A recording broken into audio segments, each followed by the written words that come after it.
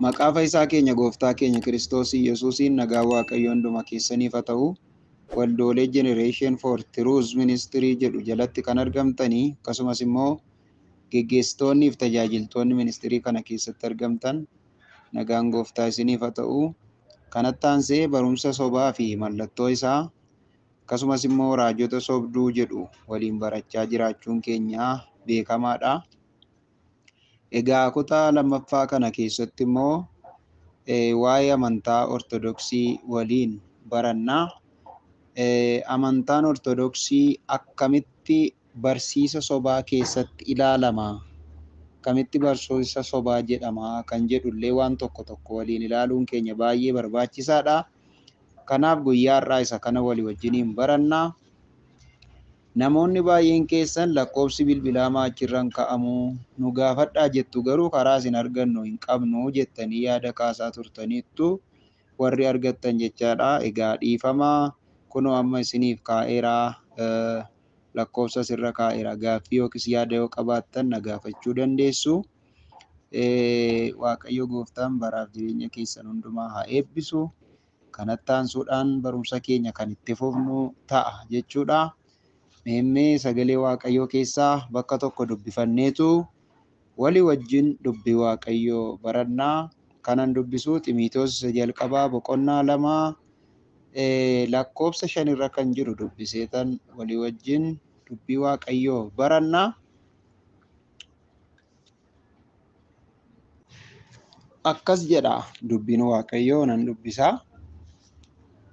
Waaqayyo tokkicha, inni gidduu dhaabatee Waaqayyoo fi nama walitti fidus tokkicha.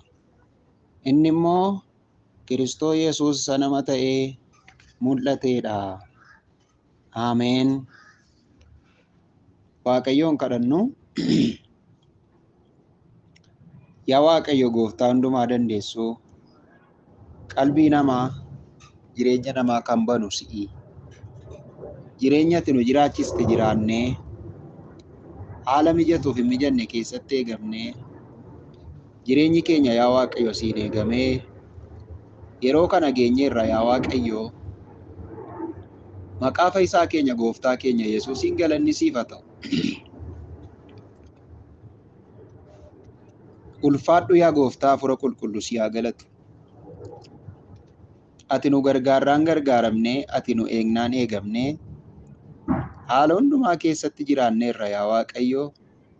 Maqaa isa hundumaa danda'u, maqaa Fayyisaa keenya Gooftaa keenya Yesuusiin maqaan kee haa eebbifamu.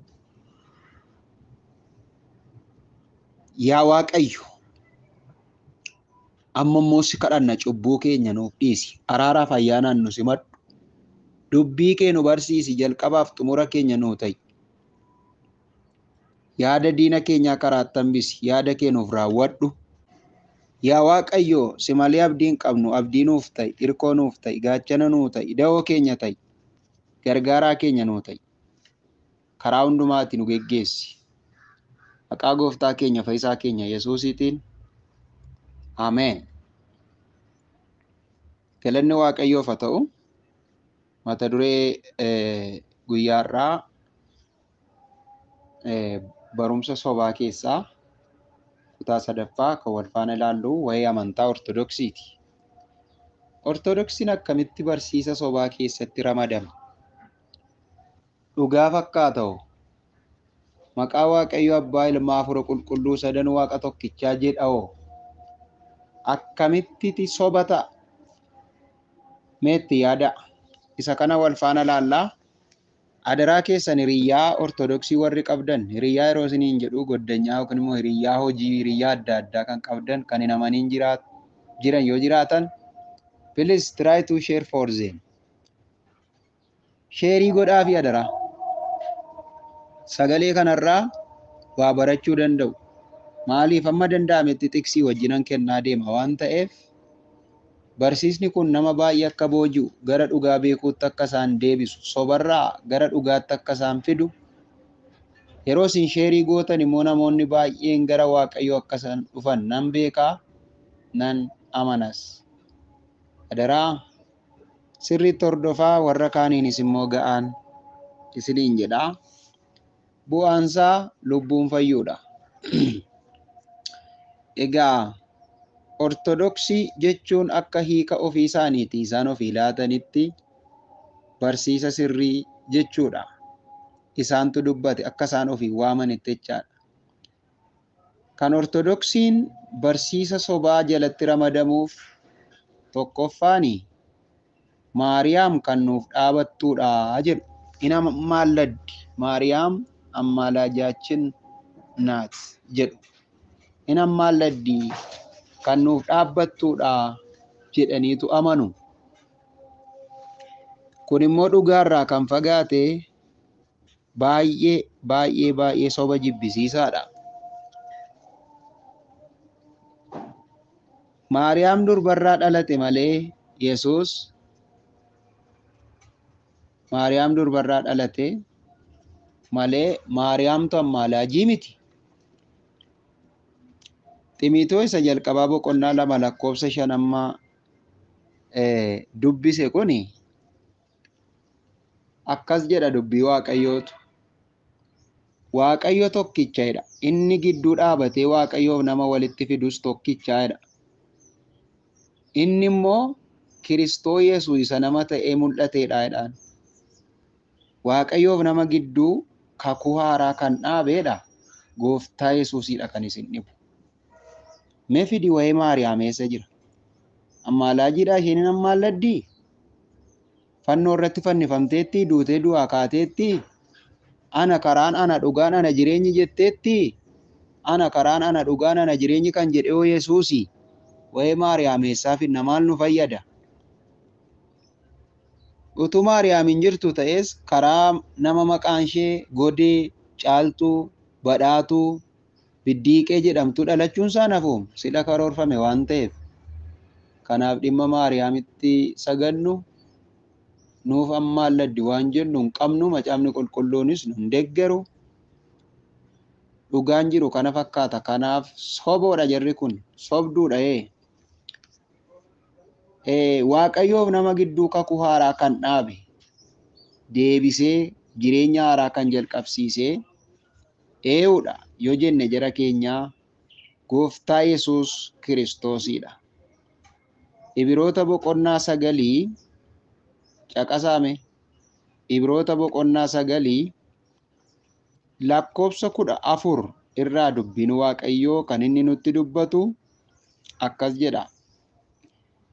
Dhiigni Kiristoos isa hafuura bara baraatiin aarsaa mudaa hin qabne godhee ofii isaa Waaqayyoof dhiyeesse immoo isin hojii isa du'atti geessu dhiiftanii Waaqayyo isa jiraataadhaaf hojjetoota akka taataniif hammam guddaa caalchisee yaada garaa keessanii haa qulleessu reedha. Lakkoofsa 15 dabalaa.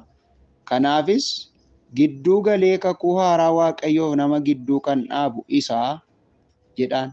Ee'uudha Yesuus Kiristoos. Kanaafuu nuyi jaamaa miti, iji keenyan arga. Hin arga iji keenyaan jedhaan. Galanni Waaqayyo isa jiraataatiif haa ta'u. Hin arga, hin dhaga'a. Dhugaan wayii nuu galeera. Kan ammoo dandeettii keenyaan miti, Waaqayyotu dubbii isaa nuuf ibse. Warri biyya lafaa itti jaameera, jireenyi isaanii miidhameera. Ortodoksiin amantii sitti hin fakkaatin, baay'ee rakkisaadha. Akka jedhu dubbii Waaqayyoo Galaatiyaa 1:4 irraa Kiristoosii akka fedha Waaqayyo abbaa keenyaatti bara hamaa isa si'anaa kana keessaa nu baasuudhaaf jedhee sababii cubbuu keenyaaf dabarsee of kennee jedhaan. Sababii cubbuu keenyaaf dabarsee kan of kenne Maariyaam miti, Mohaammed miti, Garbeel miti, qaama kan biraa miti. Dhaga'i yaa saba Waaqayyoo. Ana karaan ana dhugaan ana jireenyi anaan malee eenyu gara abbaa koo hin dhufu kan jedhe Yesuusidha. Keessumaa immoo Wangeela Yohaannis boqonnaa 2 yoo dubbiftan cidha Qaanaatti ta'e sana wajjin kan wal qabatu haadhoo maaliif hojii koo keessa lixxaree jedheen Yesuus. Maaliif hojii koo keessa lixxaa jedhe. Mirgan qabdu Maariyaam. Dubbiin Waaqayyo akka jedhu isa duraa Yohaannis 2:1 namni tokkollee yoo cubbuu hojjete nama nuuf dhaabatu abbaa biraa qabna. Innis Yesuus Kiristoos isa qajeelaadha jedha. Malee Maariyaam ishee qajeeltuudha, Mohammed isa qajeelaadha, Garbeel isa ergamaadhaan jedhu. Waa'ee keef Waaqayyoof si gidduu kan dhaabbate, Waaqayyoof nu gidduu kan dhaabbate, araara kan buuse Yesuus Kiristoos qofaadha. Kanaaf Ortodoksiin immoo kan inni amanu ammalaajiidha isheen jedhee Maariyaamiin amana. Kanaaf kun dogoggora ta'uu isaatiin barsiisa sobaati jechaadha. Dubbiin Waaqayyoo Roomaa 8:31-34 yoo dubbiftan warra Waaqayyoo fo'ate eenyutu adheessareedhaan eenyutu itti faradareedha. Erga Kiristoos Yesuus du'aa kaafame immoo gara mirga Waaqayyootti argamee Waaqayyoon nuuf kadhate kan itti faradu hin jiruudhaan. Ammas kunis dubbii Waaqayyooti keessaa fuutee galtii majarri kun akkam gooti. Mee jedhi mee dhugaaman jedha. Mee waama namni haasoftu kun mee maal godha amma kana kun?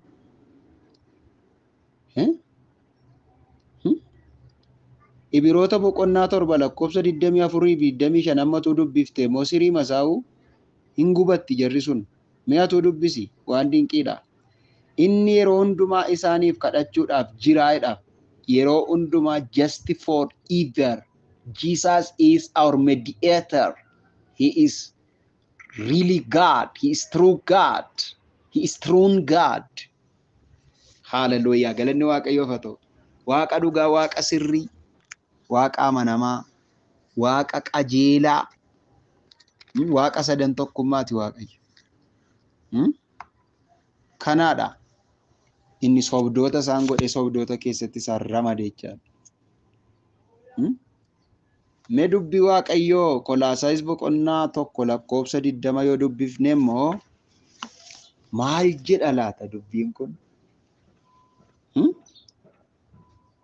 1:20 ammatu dubbifne Maariyaam tan maal ladha laata? Moo Garbeelii ka'a laata? Moo maaluma jedhasti? Kun akkas jedha. Waaqayyo wanta hundumaa karaa isaa ofitti araarsee dhiiga Kiristoos isa fannoo irratti dhangala'eenis lafarratti Waaqa irratti nagaa buuseera jedha. Waaqaaf lafarratti nagaan bu'eera karaa Yesuus Kiristoos. Nagaan jireenya keef ta'eera. Nagaan jireenya keef bu'eera. Dhaggeeffadhu laa. Ortodoksii wajjin haasa'uurra kan musliimaatu salphata. Baay'ee seexanni kan itti taphateedha jireenyi isaanii. Maqaa Waaqayyoo kan Abbaa kan Ilmaa kan Hafuura Qulqulluu jedhanii waamu. Garuu itti namanan. Hojii Hafuura Qulqulluu itti namanan. Hojii Yesuusitti namanan. Hin amanan. Hojii Yesuus Waaqayyoof nama walitti fide nama allada kunoo dhaabbatee jira. Isaan garuu Maariyaam jedhuga.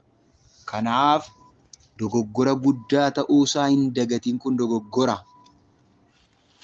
Waaqayyo gooftaan hubannaa nuuf haa laatu. Sheerii godhii hiriyoota kee fi haa dhaggeeffattu mee soba jara kanaa qullaa jirta dhimee waan uffattee deemtu fakkaatti malee rakkina qaba. Jarri kun hiriyyaan kee kun rakkina qabdi itti himee dhugaa hubattuuti. Karaan dhugaan Yesuus Kiristoosiin malee hin jiru. Qabxii lammaffaa sobduu kan taasise Ortodoksii taabota yookiis saanduqatti amanuu fi kabajuudha. Taabotatti baay'ee amanu, baay'ee kabaju, baay'ee kunuunsu. Sagaleen Waaqayyoo garuu waa'ee taabotaa maal jedha jennee yoo dubbifanne dubbiin Waaqayyoo Irmiyaas 3:16 akkas jedha. Isin baay'attanii biyyicha keessa yemmuu guuttanii namni waa'ee saanduqa kakuu Waaqayyoo dubbatu argitanii namni waa'ee isaa dubbatu, namni waa'ee isaa yaadatu, kan isa barbaadus hin jiru jedha. Inni deebi'ee hin hojjetamu jedha. Bakka hin hojjetu hin hojjetamu taaboti kana booddee dubbii waaqayyooti. Maaliif beektaa? Taabonni muka miiraan qabuun socho'u du'aadha. Faarfannaa 115 lakkoofsa 4 hanga 8 irraa du'aadha jedhaan. Faarfannaa 135 15 hanga 18 du'aadha jedhaan. Mul'ata 9 lakkoofsa 20 irraa akka taabotti gatii hin qabne dubbata. Leewwota 19:4 ilaali. 26:1 ilaali. Isaayyaas 40:18 hanga 19 ilaali. Wayee taabotaa qat godhee lafa kaakka inni muka ta'e. Maal goona reenu himaal? Soba maalitti goona? Dubbii waaqayyoo garuu akka jedhu ana malee waaqa kan biraa waaqessinii jedha. Maalan fuudhan mukarraa?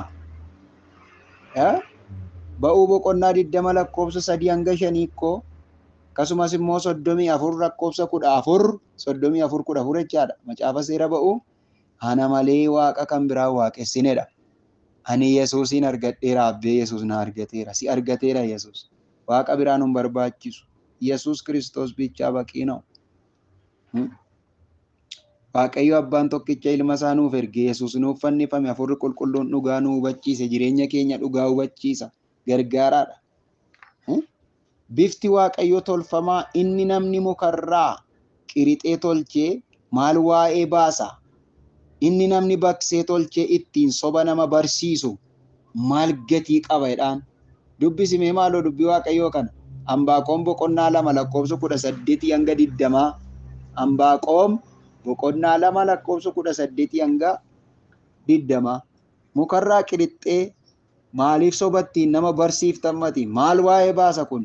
Gatiin qabuudhaan dubbii waaqayyoo. Galanni waaqayyoo isa jiraataatiif haa ta'u.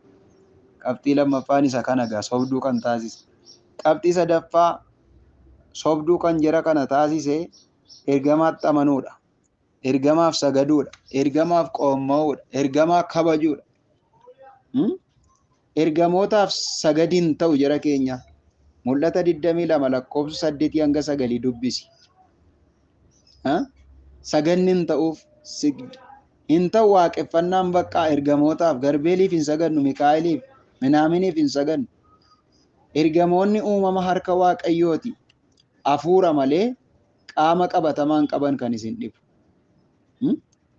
Lakkoofsaan hedduudha ergamoonni kun. Luqaas boqonnaa 24 lakkoofsa 34, Maatiyos 22 lakkoofsa 30, Maatiyos 24 lakkoofsa 36, Kolaasaayis boqonnaa 2 lakkoofsa 16 hanga 18 sirriitti dubbisi gadi taa'ii nama dhaggeeffataa jirtu. Kanaaf ergamaatti hin sagannu, sagadiin jedhu macaan, kabajisiin jedhu, waaqessisiin jedhu. Ergamoonni kun maqaaf sadarkaa adda addaa qabu kan isin dhibu. Maqaas sadarkaas adda addaa qabu. Saamu'eel 2:22-11, Isaayyaas 6:2, akkasumas lakkoofsa 6, Daani'el 8, raajii Daani'el jechaadha lakkoofsa 16, 10:16, Yihudaa lakkoofsa 9. Hojiin isaanii waaqayyoon galateeffachuudha. Hojiin ergamootaa waaqayyoon galateeffachuudha malee hin sagadamaaf miti. Isaayyaas boqonnaa 6 lakkoofsa 2 kaastee dubbifattan qulqulluu qulqulluu qulqulluudha waaqayyo gooftaan macaanni nuti har'a jennu achii fuune ergamoonni jedhanidha jechaadha. Namoota tajaajilu ergamoonni. Namoota tajaajilu. Ergamaan waaqayyoo naannoo warra waaqayyoon sodaatanii hin buufata. Isaan hin tiksa hin eegadha. Maarree faarfannaa 34 lakkoofsi 7 jiru maal? Ibroota boqonnaa 1 lakkoofsi 14 jiru maal? Daa'immoota akka eeganiif ramadamaniitu jiru ergamoonni. Maatiyos boqonnaa 18 lakkoofsa 10 irra hin jiru maal? Kunootto ramadamanii waaqayyotu isaan ramadee akka isaan nu eegan taasifamee jira. Eegdota keenyaadha isaan. Waaqayyotu ramade ittiin sagannu. Argitanii? Gooftaa Yesuusiin tajaajilariinu ergamoonni kun dhufanii Luqaas yoo dubbifanneen arganna jechaadha. Dhufanii gooftaa Yesuus Kiristoosiin tajaajilan jechaadha. Hin sagadamuuf gonkumaa hin sagadamuuf. Sagadi Waaqayyoof malee ergamootaaf gonkumaa hin ta'u.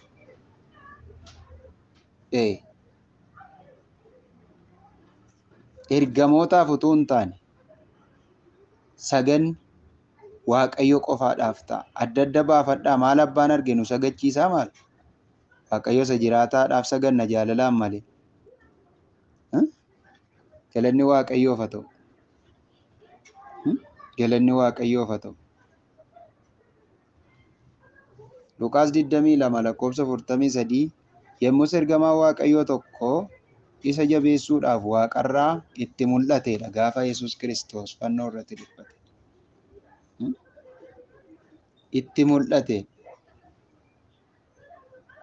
yeroo Yesuus Kiristoos kadhannaarra ture, dhiphina sana keessa yeroo inni ture, gara gaara ejersaatti bahee yeroo inni kadhatu mul'ataan arge Yesuus Kiristoos iyyuu jara kana ergamoota kana jechaadha. Kanaaf saganni hin ta'uuf.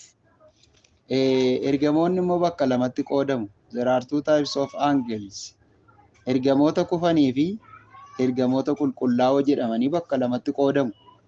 Ergamoota kufan yeroo jennu ergamoota cubbuu hojjetan. Waaqayyo ergamoota iyyuu warra cubbuu hojjetan hin qusanne gad darbateedha. Sagaleen Waaqayyoo Phexros isa lammaffaa boqonnaa 2 lakkoofsa 4 irra hin jiru maal? Warra kufanidha. Ergamoota kufan seexana, hafuurota xuraa'oodha, hafuurota hamoota. Dhumni isaanii ergamoota isaa wajjin ibidda bara baraatti gala seexanni. Mul'ata 20 lakkoofsa 10 irra jira miti maal? Maalan sagadan ergamaadhaaf? Saganni hin ta'u. Saganni ergamootaaf hin ta'u. Saganni Waaqayyoodhaaf ta'a. Waaqayyo duwwaadhaaf ta'a saganni jara keenya. Mee dubbiin maa dubbifannu? Ilaa akkas jedha sagalee Waaqayyootu Phexros isa lammaffaa boqonnaa 2 lakkoofsa 4 irraa akkas jedha. Nan dubbisaa. Waaqayyo ergamoota iyyuu warra cubbuu hojjetan gad darbatee boolla dukkanaa keessatti finyoo sibiilaatiin hidhamanii guyyaa firdiitiif akka ka'aman godhe malee isaan hin qusanneedha. Waaqayyo gooftaan hubannaa nuuf haa laatu. Kanaaf ergamootaaf hin sagannu nuti. Ergamootaaf hin sagannu. Egaa ortodoksii soba kan isa taasise, dhugaarraa kan isa taasise, wanti baay'ee yoo jiraate illee kana sadan akkasin sirriitti qabattanan barbaada. Erga Yesuusiin ammaalaajii miti jedhanii maal kun gatii maalii qaban masilas? Baay'ee nama rakkisaa. Waan sobaati kun jireenya namaatiif sirrii miti. Sagalee Waaqayyoo irraa kan fagaatedha. Gooftaan sagalee dhageenya nuuf haa eebbisu. Ulfaadhaa eebbifamaa. Lakkoofsa bilbilaa kunoo asirra jira. Yoo gaaffii qabaattan gaafadhaa. Lakkoofsa biyya kanaa Itoophiyaa gasheeraa 251 Duwwaa 924 Duwwaa 3 82 87 gaaffii yoo qabaattan gaafachuu dandeessu. Tarii namni dhaggeeffatu ortodoksii yoo jiraattes na gaafadhu dubbii Waaqayyoo sitti maasirraa. Warri kaanis immoo gaafachuu dandeessu. Baay'ee ulfaadhaa. Barriif jireenyi keessan hundumtuu haa eebbifamu. Sagalee dhageenye Waaqayyo gooftaan nuuf haa eebbisu. Harki Waaqayyo hunduma keenya wajjin haa ta'u. Ittaanee immoo kan wal faana barannu raajota sobaa kan jedhu false prophets kan jedhu wal faana ilaalla. Yoo Waaqayyo nu jiraachise yeroo gaarii qabaadhaa eebbifamaa.